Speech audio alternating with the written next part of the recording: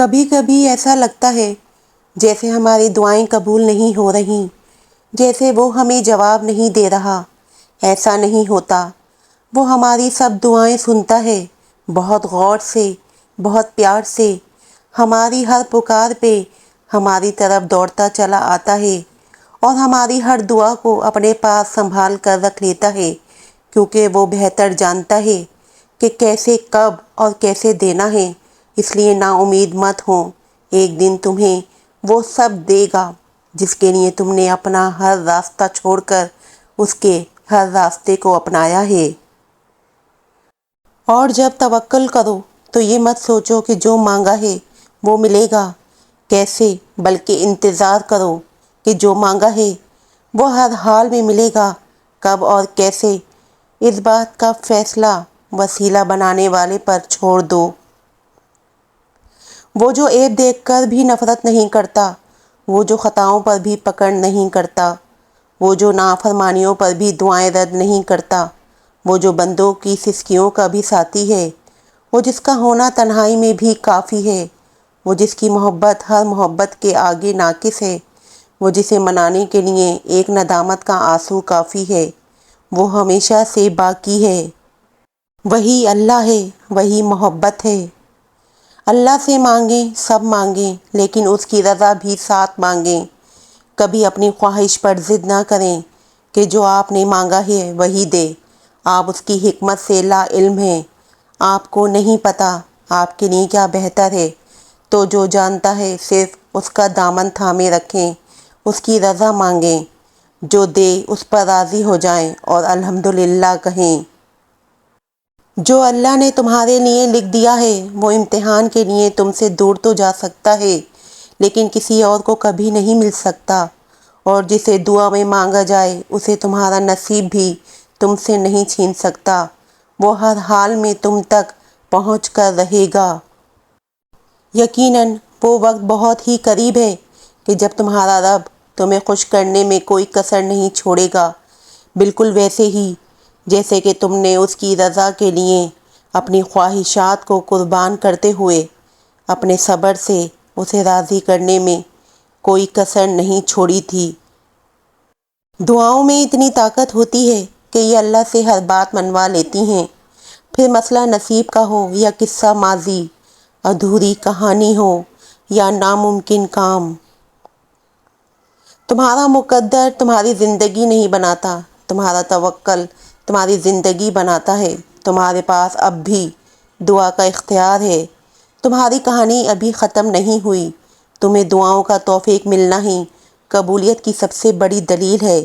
تمہارا صبر گواہ ہے کہ تمہارے لیے کن فیکون لکھا جا چکا ہے، اور تمہارے صبر کا صلہ اب تمہیں مل کر رہے گا۔ ہمت مت ہارو، دعا مانگتے رہو تب تک جب تک جواب نہیں مل جاتا۔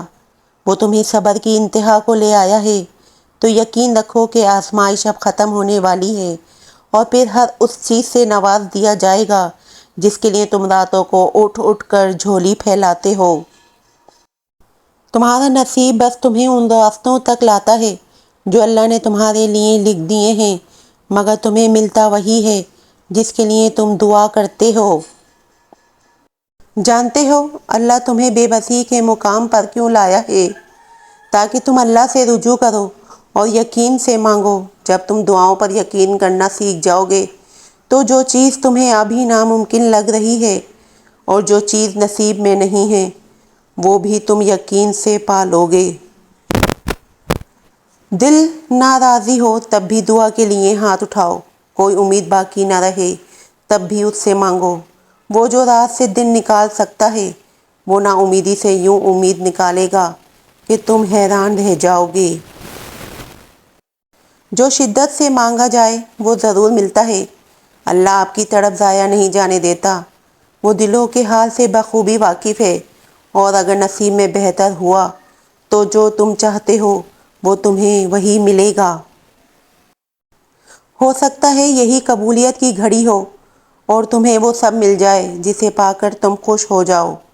ایک بار پھر ہمت کر کے اس سے مانگ لو، وہ دینے پر قادر ہے، وہ تمہیں ضرور عطا کرے گا۔